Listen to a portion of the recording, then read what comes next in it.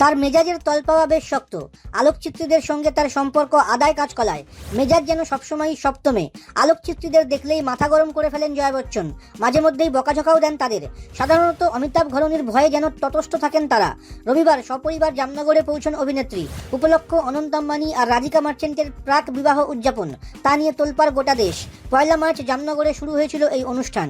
বিয়ের আগের এই উদযাপনে আমন্ত্রিত ছিলেন দেশ বিদেশের গণ্যমান্য ব্যবসায়ী, শিল্পপতি এবং অবশ্যই গোটা বলিউড।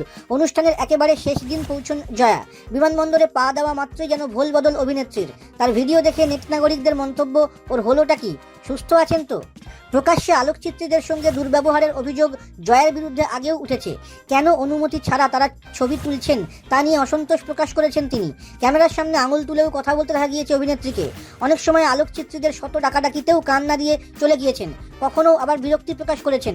কিন্তু আম্বানিদের বাড়ির অনুষ্ঠানে যোগ দিতে গিয়ে একেবারে ফুরফুরে মেজাজে জয়া। তাকে দেখা মাত্র আলোকচিত্রীরা বলে ওঠেন, জয় শ্রীকৃষ্ণ, জয় বাহেন। তাতেই সঙ্গে সঙ্গে হেসে হাত নাড়েন তিনি। জামনগরের এই ভিডিও রীতিমতো ভাইরাল সোশ্যাল মিডিয়াতে। কেউ কেউ বলছেন, ওর হলোটা কি? কারো মন্তব্য, উনি আদৌ ঠিক আছেন তো? সাধারণ সংবাদ মাধ্যমের সামনে তিনি সর্বদাই রুক্ষ মেজাজে দেখা যায়। যদিও এদিনের ঘটনাকে ব্যতিক্রমী বলে ধরে নিয়েছেন নেট নাগরিকদের একাংশ।